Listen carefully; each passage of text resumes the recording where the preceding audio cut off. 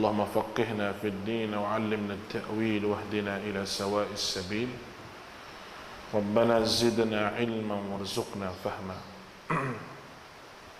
أصبحنا وأصبح الملك لله والحمد لله لا شريك له لك الحمد ولك الشكر يا ربي لك الحمد كما ينبغي لجلال وجهك الكريم العظيم سلطانك أصبحنا على فطرة الإسلام وكلمة الإخلاص وعلى نبينا محمد صلى الله عليه وسلم وعلى ملة أبينا إبراهيم حنيفا وما كان من المشركين رضينا بالله ربا وبالإسلام دينا وبمحمد نبيا ورسولا.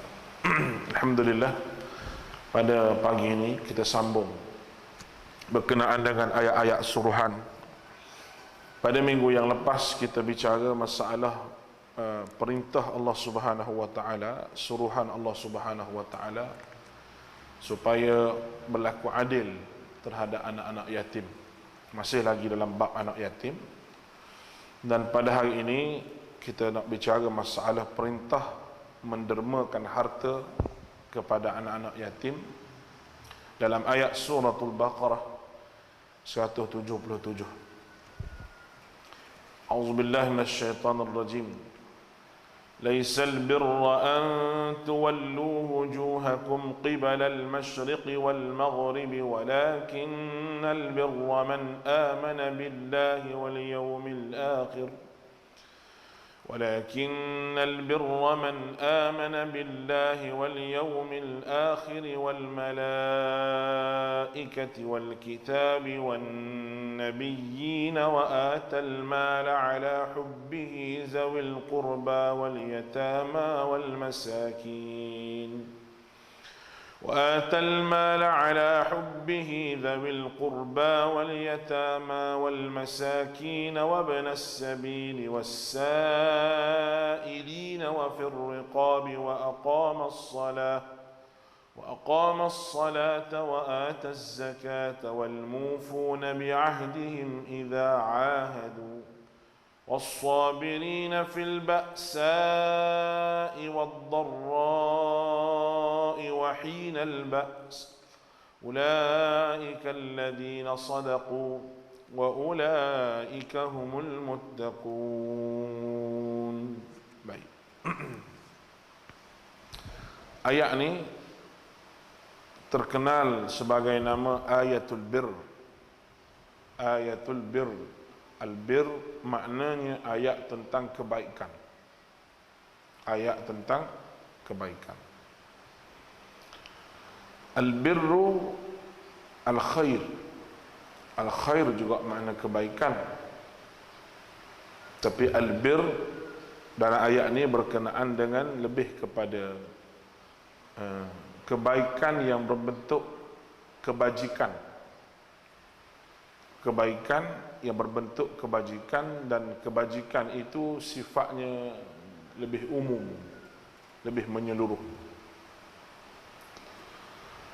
Ada dua jenis kebajikan sebenarnya. Kalau kita nak sebut al-bir ni, dua jenis kebajikan.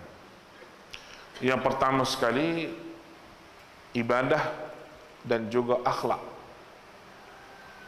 Ibadah ni ada yang berbentuk kebajikan, satu lagi kebajikan dalam bentuk akhlak, ataupun dalam bahasa buku dipanggil etika. Etika ni maknanya akhlak. Ada Muslim yang menjaga, ada di antara kita ni dia jaga ibadah jenis sembahyang, puasa, haji, dia jaga. Namun albir satu lagi dia tak jaga dari segi hubungan keluarga, hubungan sama masyarakat, anak yatim, orang miskin. Ada yang meninggalkan benda tersebut. Jadi dua perkara dalam masalah kehidupan kita ini, dua jenis, ibadah dan juga akhlak. Ada orang yang kuat ibadah tapi akhlaknya kurang, tidak disenaraikan sebagai orang yang baik dan orang yang mematuhi perintah Allah. Ataupun ada orang yang akhlak dia baik, dengan orang dia baik, dia suka tolong orang dan sebagainya, tapi sembahyang dia kurang. Sembahyang dia kurang, sedekah dia kurang. Tapi nak tolong orang lain apa, boleh buat dia. Baik dengan orang, bercakap pun baik, hormat orang. Tapi dalam kampung tu sembahyang Jumaat aja nampak dia. Sembahyang lain tak apa nampak dah. Tu maknanya dia tidak balance di antara kedua itu. Ibadah dan juga akhlak. Baik. Sebab tu kita nampak orang ada yang bercakap, walaupun saya ni tak tutup aurat dia kata, tapi hati saya baik. Ada hak bercakap gitu. Awak nampak je saya begini ni, tapi saya baik. Walaupun saya begini, ya memang betul awak baik. Tapi awak baik dengan masyarakat. Awak berperang dengan Allah dan Rasul. Tak betul. Cara bercakap lagu tu cakap yang tak betul. Kan Nabi SAW bergerak kedua-duanya. Bergerak kedua-duanya. Dari sudut dakwah, ya ayyuhal muzammil, ya ayyuhal muddathir, qum fa'anzir. Wahai muslimu, bangun berdakwah, beri amaran pada orang. Dari segi hubungan Nabi dengan Tuhannya, ya ayyuhal muzammil qumil lailu illa qalila. Wahai orang muslimu, bangun tengah malam, semayang. Itu di antara perkara kita dengan Allah dan juga dengan masyarakat. Nabi dua-dua, bergerak dua-dua. Akhlak dia pun baik dan juga ibadah dia pun adalah yang terbaik. Baik. Karena itu orang yang menekankan satu ibadah dan meninggalkan ibadah yang lain tak boleh. Ada orang suka pergi ke Mekah, contoh dia suka pergi ke Mekah. Ada duit je dia pergi buat umrah. Ada duit je dia pergi buat umrah. Sedangkan orang kampung dia tu ada anak yatim, ada orang yang susah yang tak dapat makan. Dia pergi Mekah tiap-tiap tahun. Betul ke tidak lagu tu? Tak betul daripada sudut amalan. Tak betul. Sepatutnya duit hak dia nak pergi ke Mekah tu dibagi pada orang miskin. Tu paling betul. Dari sudut keutamaan, utamanya begitu. Sebagaimana yang disebut oleh Dr. Yusuf Qaradawi dalam kitab dia Al-Fiqh Awlawiyat wal Muwazzanat. Kita nak utamakan apa yang lebih utama. Pergi ke Mekah pun utama. Tapi yang lebih utama lagi, kita letak di hadapan. Contoh macam saya sebut tadi lah. Ada orang anak yatim di kampung dia, ada orang miskin dan sebagainya, dia tak ambil tahu. Kalau dia tahu, jual tanah, pergi ke Mekah. Jual laku, mega, pergi ke Mekah. Tanpa dia ambil tahu, anak yatim. Jadi dia pergi ke Mekah tiap-tiap tahun. Kamera di Mekah tak ada nampak muka lain, muka dia. Nah, Arab jual minyak wangi, siapa kenal dia? Mari pula tahun ni, dia kata. Tahun lepas mari dah. Kita rasa seronok kita pergi. Seronok kita tu diheret oleh syaitan walaupun kita telah pergi ke Mekah. Ini kena jaga. Ini benda yang kena jaga. Afdalnya kita ambil duit kita ni, kita letak rumah anak yatim, rumah orang susah. Dan bahagian pergi ke Mekah ni kita dapat dah bahagian. Itu benda yang kita perlu utamakan supaya amal kita tidak rugi, duit kita pun tidak rugi. Baik. Bermula dengan ayat ni Allah Ta'ala sebut laisal birra an tuwallu wujuhakum qibala al-masyriq wal maghrib. Allah Ta'ala sebut tidaklah kebajikan itu hanya kamu hadapkan muka kamu ke arah timur dan ke barat. Ayat ni masih lagi kena mengena dengan ayat kiblat, perubahan kiblat yang disebut ayat sebelum daripada ini. Ayat ini adalah teguran yang Allah Ta'ala tegur kepada puak Yahudi yang mana mereka merendahkan Islam dan meremehkan Islam. Di antaranya mereka kata agama apa Islam ni sekejap menghadap puak ni, sekejap menghadap. Dan awal-awal Yahudi menghadap ke Baitullah, lepas tu menghadap ke Masjid Aqsa. Berlaku perubahan di Madinah tu. Masa Nabi duduk di Madinah tu, Masjid Qiblatain dia panggil, masjid dua kiblat. Tengah Nabi sembahyang Zuhur, Jibril suruh palingkan muka ke walli wajhaka syatral masjidil haram, palingkan muka kepada Masjidil Haram. Selama ni perintah supaya palingkan muka ke Masjidil Aqsa, palingkan muka ke Masjidil Haram. Lalu bila berlaku lagu tu, sekejap kau ni arah kiblat ni agama apa ni? Kata Yahudi. Dalam ayat ni Allah Taala nak terang berkenaan dengan apakah kebajikan itu. Laisal birra an tuwallu wujuhakum qibal masyriq wal maghrib. Tidaklah kebajikan itu hanya kamu hadapkan muka ke timur ke barat. Aku nak bagi tahu kamu apa kebajikan itu. Kamu tak payah meremehkan orang Islam, kamu tak payah kata agama apa, tak payah. Aku nak beritahu kamu kebaikan apa, kebajikan apa yang aku suruh mereka buat. Walakinnal birra man amana billah. Tetapi kebajikan itu adalah hanya orang yang beriman kepada Allah. Yang pertama, kenalah beriman dengan Allah Ta'ala. Kerana kalau orang kafir, dia menghadap kiblat kat mana pun, dia solat macam mana pun, dia tidak diterima dia punya keimanan, ibadah dia, kerana dia tak ada keimanan. Albir ni maksudnya saya sebut tadi kebajikan ataupun kebaikan. Ia diambil dari perkataan bar, maknanya tanah. Itu asal perkataan dia. Berlawanan dengan bah, lautan. Nah, bir, bar dengan bah, tanah dengan laut. Darat ni dengan lautan. Kenapa Allah Ta'ala nak bezakan antara daratan dengan lautan ni? Orang Arab, dia menggunakan kalimah albir merujuk kepada kebajikan yang dia nak tekankan bahawa satu kebajikan dia buat tu berbentuk stabil.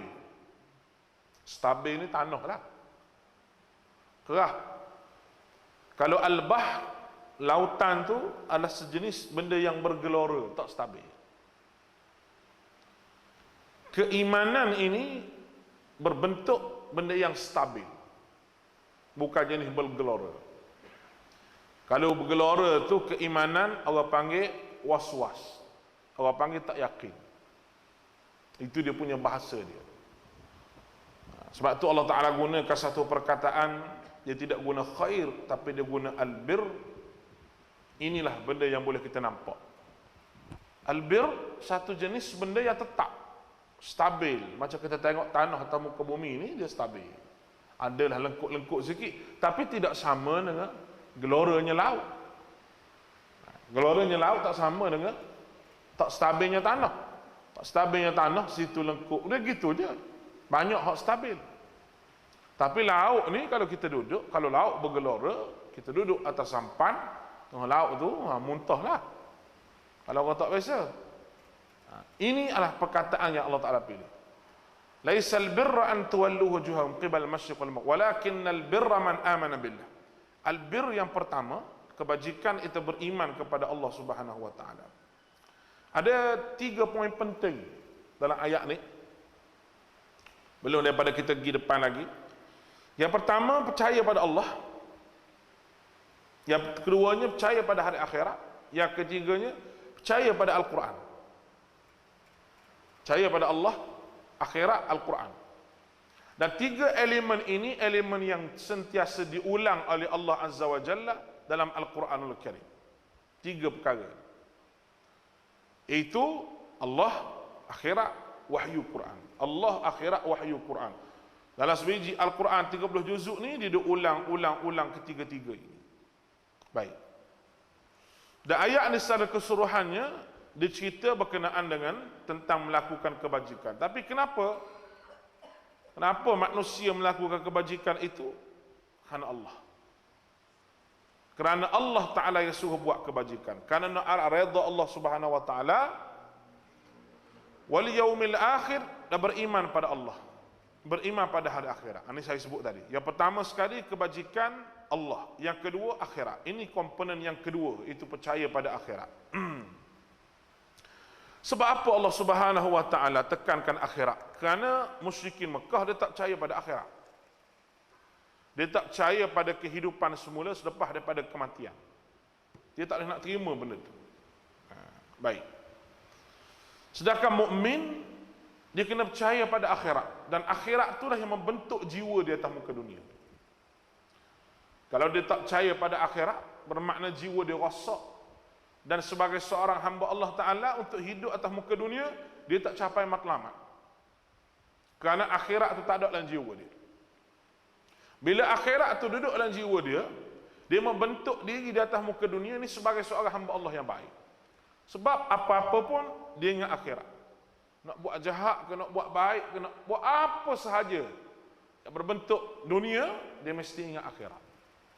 Kerana akhirat itu tempat yang kekal bagi seorang mukmin, dan keimanan ke tempat yang kekal bagi semua manusia, dan ia merupakan salah satu daripada syarat beriman kita pada Allah Subhanahu wa taala. Wal malaikah, dan beriman kepada para malaikat. Beriman kepada para malaikat. Ini elemen yang ketiga. Itu beriman kepada wahyu, dan malaikat ni membawa wahyu, terutamanya Jibril daripada Allah Subhanahu wa taala. Kena percaya wujudnya malaikat. Kerana ada orang tak percaya benda ni semua ni. Baik. Wal kitab, dan juga beriman wahyu kitab. Bukan sahaja malaikat tapi kitab. Wan nabiyyin, dan juga para nabi yang membawa kitab tersebut. Ini rukun iman. Semua itu akidah. Al-bir berbentuk akidah. Walakin al-birra man amana billahi wal yawmil akhir wal malaikati wal kitabi wan nabiyyin. Cukup. Tu masalah bir jenis akidah. Benda ni kena ada lah jiwa. Tak ada hak ni, buatlah kebaikan apa-apa, Allah Ta'ala tak terima. Sebab ni adalah tapak asas. Kalau bangunan, ni lah tiang peling dia. Nak letak besi, kena bangunan 10 tikap apa, hak ni tiang dia. Dan hak ni peling dia. Kalau tak kukuh yang ni, lain semuanya runtuh semua sekali. Kemudian setelah itu, Allah Ta'ala ajar kepada kita perkara kebajikan yang berbentuk yang kedua tadi saya sebut, ibadah, akhlak. Wa atal mala ala hubbih, dan infakkanlah harta yang dia sayangi. Allah sebut yang kita sayang untuk kita beri sedekah. Satu cobaan yang besar bagi kita. Orang kita ni kadang-kadang hak dia tak mahu dia bagi kat orang. Dia duduk kemas store dia ni, ada barang-barang baju-baju hak dia tak pakai, dia masuk dalam plastik, dia bagi pada orang. Yang baju sendiri dia pun tak tergamuk nak pakai. Ini bukan infak orang yang betul-betul mukmin. Mukmin juga tapi kelas rendah sikit. Hak tingginya ala hubbih. Apa makna ala hubbih? Memberi sedekah walaupun dia sayang kepada harta itu. Maknanya kalau kita nak sedekah baju kepada orang, kita pergi beli baju yang murah-murah, betul lah. Mungkin RM10 selai ke. Baju yang murah-murah tu ada jual. Mana-mana pun ada jual baju murah-murah tu di pada besar. Melambak baju murah-murah. Patut kita pergi beli situ. Sepatutnya begitulah. Tapi kita tak nampak benda tu. Macam orang nak wakaf juga, dia wakaf tanah contoh tak. Tuan cuba bayang kalau sini wakaf tanah nak buat sekolah, sana tu wakaf tanah nak buat sekolah, sana nak buat wakaf tanah nak buat sekolah. Berapa buah sekolah ada? Kalau semua pakat-pakat wakaf. Dan kalau kita niat dah sepatutnya kita jual tanah tu, kita ambil duit tu letak sekolah tu. Boleh juga buat begitu. Wakaf juga. Daripada kita nak serah pada salah satu yang mana kita tak tahu tanah kita jadi apa lagi. Kalau kita nak wakaf, itu cara yang terbaik. Dan tanah ni benda orang sayang. Sayang tanah ni. Tapi Nabi kata ala hubbi, beri benda yang kamu sayang. Jadi lan tanalul birra hatta tunfiqun mimma tuhibbun. Ayat yang lain Tuhan sebut lan tanalul birra, dinamakan itu kebajikan, kebaikan, sedekah, hatta tunfiqun mimma tuhibbun, sehingga kamu infak apa yang kamu sayang. Allahu Akbar. Ada seorang ustaz tu, dia ceramah, dia duduk kata benda yang kamu sayang, benda yang kamu sayang. Sudah-sudah semua sekali ceramah tu, ustaz tu nak keluar pintu, makmum pun pegang tangan dia. Dia kata ustaz tadi, ustaz kata ceramah ustaz tadi sebut apa ni, derma hak ustaz sayang. Saya berkenan jam ustaz. Ustaz sayang nak jam tu, dia kata. Ustaz tu dia pandai juga kona ya. Dia kata sesungguhnya jam ni lah hak paling saya benci sekali, dia kata. Sebab tu saya pakai. Jadi senyap makmum tu, dia tak nak kepok ustaz tu jugalah sekali. Nampak ni? Jadi benda kita sayang ni banyak lah. Paling susah. Benda tu lah paling afdal dan paling tinggi sekali. Ya Rabbi. Baik. Yang paling kurang pahala dari harta sedekah ni apabila kita dapat, yang paling kurang harta, kurang pahala sedekah ni apabila kita infak yang macam saya sebut tadi, benda yang tak ada nilai. Boleh juga pahala tapi tak ada nilai. Kalau kita tengok hadis Nabi SAW daripada Abu Hurairah radhiyallahu an, ada seorang dia berjumpa dengan Nabi SAW, ya Rasulullah, ayu sadaqatu a'zamu ajr, sedekah apa yang paling hebat sekali, besar pahalanya? Qala, Nabi SAW menjawab, engkau bersedekah pada saat engkau masih sihat. Yang pertama, saat engkau takut menjadi fakir, saat mu takut nak jadi miskin tu, kamu sedekah. Yang ketiga, saat kamu berangan-angan nak jadi kaya, sedekah juga. Tak kaya lagi baru angan-angan nak jadi kaya, pun sedekah. Dan janganlah engkau menunda-nunda sedekah itu hingga apabila nyawamu sampai di kerongkongmu dan kamu berkata, untuk si fulan, sekalian untuk si fulan, harta itu sudah menjadi hak kepada si fulan tersebut. Bila kamu nak mati, mu wasiatlah hak ni untuk orang ni, kawan ni, kawan ni, jangan sampai begitu. Dan orang nak mati ni perkara pertama dia sebut nak sedekah. Nak sedekah. Rabbi laula akhartani, ya Allah, tak lewatkan saat kematian aku ini, ketika mana sakaratul maut, fa as-saddaqa, dia sebut nombor satu sekali, nak sedekah. Wa akum minas salihin, barulah nak jadi orang baik. Kenapa dia tak letak jadi orang baik, nak semayang dulu, puasa dulu, pergi ke Mekah dulu, dia letak sedekah? Karena sedekah ni adalah perkara yang tidak mati bersama dengan tuan dia. Tuan dia mati dah, tapi sedekah pahala tu tak mati sampai kiamat kalau tuan dia betul-betul ikhlas. Jadi pahala yang boleh menolong kita di saat kita berjumpa dengan Allah Ta'ala ataupun semasa kita duduk di alam barzakh, iaitu pahala yang berbentuk tidak mati bersama dengan kita. Tidak mati bersama kita, mati dah, tapi pahala tu tak mati lagi. Kita kena cari hal tu, kena cari. Dan nak cari yang tu kena sedekah. Saya sebut tadi, kena infak benda yang paling kita sayang. Soalannya, nak infak pada siapa? Nak beri pada siapa? Allah Ta'ala sebut secara detail, zawil qurba, kepada kaum keluarga kamu, hak rapat. Yang paling utama kita kena tolong keluarga terdekat. Itu hak nombor satu sekali. Ada keluarga yang susah, yang memerlukan, kita tolong. Selepas tu hak dekat lagi, jiran tetangga yang berdekatan dengan kita. Masalah kita ni, orang yang paling rapat kita berkelahi. Itu masalah kita. Syaitan dia kona kat tu. Dia pusing kat tu dah. Bergaduh dengan jiran macam tu. Hak paling rapat sekali jiran. Ni mungkin bergaduh dengan jiran, syaitan kata. Hak paling rapat sekali adik-beradik. Bergaduh dengan adik-beradik. Dengan sahabat kita baik. Kawan kita baik, dengan adik-beradik kita bergaduh. Kita bergaduh dengan adik-beradik. Sedangkan adik-beradik itulah yang patut kita letak nombor satu. Tapi kita bergaduh. Ini perangai manusia yang ditipu oleh syaitan. Maka syaitan dia buat lagu tu. Kepada siapa mu nak infak, zawil qurba, orang dekat dengan kamu.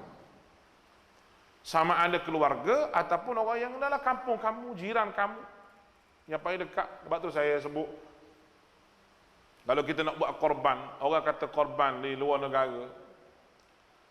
Orang kita ambil korban luar negara ni kadang-kadang dia nak murah. Murah. Ibadah korban la afdal dilakukan dalam tempat dia. Kalau dia nak juga, contohlah dia kata saya nak buat korban Kemboja ke mana, contoh dah. Dia buat dua. Satu bahagian lah kampung dia, seekor kambing lagi buat di luar. Baru betul. Orang kita ni kadang-kadang saya tengok tak ambil cakna benda korban ni. Ibadah korban ni orang kita tak ambil cakna. Dia rasa macam benda tu biasa. Sedangkan tuan-tuan kena ingat, benda tu tidak pernah ditinggalkan oleh Nabi SAW. Sebagaimana kurangnya cakna kita pasal semayang tengah malam. Semayang bangun tengah malam. Benda tu tidak pernah ditinggalkan oleh Nabi SAW. Tapi nasib baik benda tu sunnah. Kalau benda tu Allah Ta'ala tak wajib, macam mana? Mazhab Hanafi wajib korban. Hanafi dia wajib korban. Sebab tu kalau kita duduk negara-negara yang Hanafi ni, kalau malam raya tu, esok nak raya malam tu, dan lagi cari kambing. Dan orang yang jual tu, dia jual murah-murah. Orang yang jual lembu kambing ni untuk korban, dia jual murah-murah. Sebab apa? Sama-sama nak dapat pahala. Nak memudahkan urusan supaya kamu ni dapat ibadah. Kita kalau nak pergi beli kambing malam raya tu, masa tu mahal. Yahudi sungguh. Minta maaf lah tak? Ketika mana orang tu perlu suruh-suruh kambing, masa tu memang mahal sungguh lah. Ketika mana orang perlu. Tak betul perangai lagu tu. Perangai lagu tu bukan seorang peniaga mukmin dia panggil. Bukan sebagai peniaga hak Nabi sebut sebagai sunnah meniaga tu. Bukan. Tak termasuk dalam tu. Hanya cari keuntungan saja. Keuntungan saja. Kenapa bila musim korban je lembu sampai naik harga 2,000, 3,000 sampai 4,000. Kalau musim biasa ni harga, ni sebab ni. Sebab tak faham apa dia korban sebenarnya. Hak tokai lembu, mikir nak jual lembu dia. Hak korban, nak fikir korban dia sampai satu bahagian, sampai jadi 700, 800. Kerana lembu tu mahal musim tu. Kalau beli musim sekarang ni tak mahal. Kita nak beli musim sekarang ni, nak letak di mana? Kalau rumah kita rumah taman, takkan nak letaklah rumah tu orang tidur keluar. Bukan badui ni. Orang badui betul juga rumah dia letak dalam tu kambing lembu dia kemah di luar. Kita tak ada kesedaran sebenarnya, tak ada kesedaran. Sepatutnya orang jual kambing lembu ni dia ada kesedaran, dia akan jual murah musim korban. Kenapa? Ini ibadah. Dan kita pula berbangga kalau boleh beli mahal sebab kita nak buat ibadah. Lagi mahal, lagi banyak pahala. Kita lagi murah, lagi kita bangga. Oh, lembu saya 350 ya sebahagian. Awak mahal dia kata. Dia betul 350. Tengok, mari-mari lembu tulang dengan kulit. Potong-potong boleh buat sup tulang. Sekeping lembu. Kita nak lembu gemuk. Oleh kerana sih bajet semua sekali ni, kita pun kurangkan. Duit kita ni bagi ke lain boleh. Bagi rumah boleh. Pasal tak di rumah boleh, tak ada masalah. Nak beli gelang ke bini pun boleh lagi. Walaupun ada 4, 5, 6 dah gelang tu. Tak apa lagi. Tapi mari korban ni tak ada arah dia kata. Nak pilih hak murah sekali. Sebab orang kita fikir buat ibadah nak melepaskan apa yang orang kata kalau tak korban nampak sangat, moga rumah besar. Kereta 4, 5, 6 buah. Kalau tak korban nampak sangat, belilah ala kadar. Dia setakat tu. Dia tidak capai ketaatan pada Allah. Orang beriman dia cari yang terbaik untuk dapat taat pada Allah, kerana ibadah dia tu untuk taat. Untuk taat pada Allah. Sebab tu dia sentiasa cari yang terbaik. Boleh faham tu? Jadi kita ni pakat beli kambing, gemuk-gemukkan kambing kita. Kalau hok boleh pelihara kambing tu untuk ibadah korban. Setahun Tuhan bagi masa daripada Muharram sampai Zulhijjah. Tiba-tiba tak boleh buat juga. Banyak alasan juga. Cari pasar dengan Allah Ta'ala. Tak kedarah boleh. Korban tak boleh. Nah, kalau Tuhan kata begitu, tu baru saya kata tu Allah sakit hati, dia kata. Nah, kalau Tuhan nak kata macam mana? Kalau Allah Ta'ala tanya, mu ni duit banyak. Tanah banyak. Banyak rumah. Banyak ni. Rumah besar. Harta banyak. Mu korban berapa? Tak tahu. Aku tak nampak mu duk sebelah itik, tak tahu. Itik bukan boleh korban. Kalau Allah Ta'ala tanya begitu, kena jawab macam mana? Kalau mu jual tanah mu situ tu boleh 10 ekor lembu. Kalau mu jual harta mu ada hak tak guna tu, boleh 11 ekor kambing. Kenapa mu tak jual? Kalau Tuhan tanya gitu, jawab macam mana? Tu baru saya tanya. Tak ada jawab dah. Kalau Tuhan tanya, berat lagi. Manusia tak fikir nak buat benda tu. Firriqab wal masakin wa firriqab, kepada orang yang paling hampir kepada kamu. Zawil qurba wal yatama. Ini baru masuk anak yatim. Dan kepada anak yatim. Cerita sebut baru ni, kenapa Allah Ta'ala suruh anak yatim sebagai orang yang pertama lepas daripada orang yang dekat dengan kita. Kerana anak yatim ni tak ada orang nak jaga dia. Maka harta kamu tu mu kena bagi hak baik-baik pada dia. Allahu Akbar. Kita kadang-kadang panggil anak yatim makan rumah kita, panggil gitu je. Tapi hak jenis Datuk Seri, hak jenis apa, letak atas meja khas. Patutnya anak yatim tu duduk di meja tu. Sebab tu pahala banyak sekali. Nah, tapi dia duduk makan begitu je.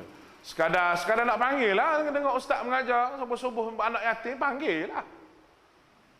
Hak dekat VIP tu dengar yang kolek dengan kambing, kolek ada belakang. Anak yatim tu makan nasi dengan pulut ikan kering gitu je. Baik tak payah panggil. Lebih teruk lagi kadang-kadang lauk kenduri hak tak habis-habis tu lagi rumah anak yatim. Nak sampai rumah anak yatim berbuih dah lauk tu daripada pagi sampai ke petang. Petang baru sampai. Oh, jadi mu tak habis baru nak bagi anak yatim mata kedarah. Mata kedarah api neraka lah mu esok. Akhirat. Tak maaf lah pagi ni panas sikit. Dah.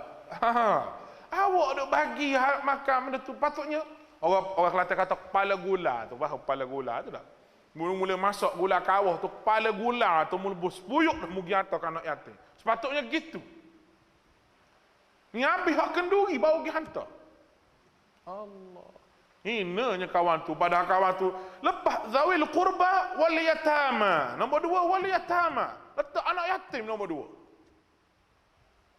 Hak lain dah lagi, banyak lagi hak ni wal masakin wa ibn as-sabil was-sa'id fil riqab. Banyak lagi belakang ni. Tapi nombor 1 anak yatim dulu. Jadi tuan-tuan, kita nak jamu anak yatim, jamu sungguh-sungguh.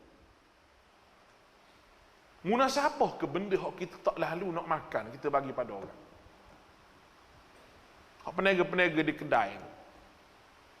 Cuba awak rasa masakan awak tu macam mana. Awak nak meniaga sangat. Kalau awak pun tak nak makan masakan awak makan tu, awak nak meniaga pada orang. Tak pernah sabar. Ni buat nasi goreng macam awak buat dengan kaki, bukan buat dengan tangan. Betul tak? Kita makan sekali, Allah, rasanya macam-macam. Dia boleh jual benda lagu tu. Kita pergi makan kata, kalau gini, mak, yang boleh aku boleh goreng sendiri. Dia pernah rasa masakan dia tu. Lidah dia tak pernah rasa. Tak pernah rasa kadang-kadang. Dia jual pada orang, dia tak lalu nak makan, dia beri pada orang. Dia jual pada tu, orang jual. Orang nak beri pada orang begitu juga. Dia sendiri tak tergamak nak pakai, dia nak suruh orang lain pakai. Dia sendiri tak tergamak nak guna, nak suruh orang lain guna. Satu benda yang tidak munasabah sama sekali, tuan-tuan. Tak munasabah. Allahu Akbar. Wal yatama, anak yatim, wal masakin, dan orang miskin. Allah Ta'ala beri kita duit supaya bantu orang lain. Al masakin, orang miskin. Wa ibnis sabil, dan orang yang dalam perjalanan, bantu orang yang musafir. Musafir, apatah lagi dia musafir itu dengan tujuan yang baik. Sebab tu sunnahlah Islam, kita menjemput orang itu tinggal, apabila tinggal dengan di rumah kita, apabila dia terputus bekalan makanan ataupun dia musafir dan sebagainya. Itu sunnah dia begitu. Jadi apabila orang buat homestay, contoh homestay lah, dia buat homestay, dia boleh ambil untung di atas homestay tu, tak apa, tak ada masalah, tapi dia ada niat sedekah sikit.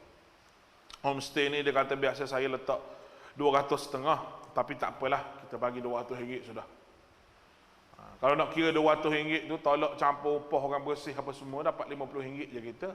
Sepatutnya kita dapat 100. Tak apalah, saya sedekah. Sebab apa saya sedekah ni? Sebab kerana saya ingat ayat bahawa orang dalam musafir mari beri di tempat tinggal pahala yang banyak kepada kita. Homestay pun dia boleh buka, pahala pun dapat. Ni orang hak cerdik nak jana saham akhirat. Wasailina, dan kepada orang yang meminta-minta kerana terdesak. Orang yang meminta-minta kerana terdesak, bukan nak minta sangat. Ada jenis orang ni suka minta kerana terdesak sangat. Tak ada apa dah, dia nak makan, tak ada apa dah kerana terdesak, dia terpaksa minta juga. Maka pada ketika itu kena tolong. Wa fir riqab, dan orang dalam tawanan, hamba abdi. Sekarang ni tak ada hamba abdi dah, tapi orang yang kita gaji dia, pekerja, termasuk juga dalam ni. Ataupun kita panggil pembantu rumah kita dan sebagainya. Kena buat baik juga dengan dia. Itu di antara disebut dalam ayat ini, wa fir riqabi wa aqamas salah. Kemudian wa aqamas salah. Ini ibadah yang jenis kita dengan Allah Subhanahu Wa Taala. Tadi beriman, patut akhlak kita. Kemudian mengerjakan seorang wa aqamas salah. Dan kepada orang yang meminta untuk memerdekakan hamba dan mengerjakan seorang sembahyang serta mengeluarkan zakat, dan perbuatan orang yang menyempurnakan janji-janjinya apabila membuat perjanjian, dan ketabahan orang yang sabar dalam masa kesempitan dan dalam kesakitan, dan juga dalam masa bertempur di medan perang. Orang yang begini sifatnya, mereka itu orang yang benar mengerjakan kebajikan. Allah Ta'ala kata semua sifat-sifat tu, hak semayang, hak mengeluarkan zakat, dan orang yang betul-betul istiqamah dalam perjuangan, was-sabirina fil ba'sa'i wad-dharra, sentiasa bersabar sama ada susah ataupun senang, wa hinal ba's ulaika alladhina sadaqu, mereka itu yang benar iman dia. Allah kata yang benar iman dia, maka beriman dia tu iman yang sungguh, iman yang dapat menyelamatkan daripada api neraka dan boleh masuk dalam syurga. Wa ulaika humul muttaqun, Allah Ta'ala kata dan mereka itu orang bertakwa. Maka sifat-sifat di atas tu sifat orang bertakwa. Sifat orang bertakwa. Kalau seseorang tu tidak ada sifat di atas tu, maka dia nak kata dia bertakwa pada Allah pun tak boleh. Kenapa? Kerana tidak ada sifat dengan sifat yang di atas. Mudah-mudahan dirahmati Allah. Kita berhenti sekadar tu pagi ni. Kita sambung ayat ni pada bulan hadapan. Yas'alunaka madza yunfiqun. Ada lagi ayat berkenaan dengan anak yatim sebelum kita masuk kepada bab yang baru, iaitu bab amanah. Wallahu a'lam. أقول قولي هذا أستغفر الله العظيم لي ولكم وأفوض أمري إلى الله إن الله بصير بالعباد سبحانك اللهم وبحمدك أشهد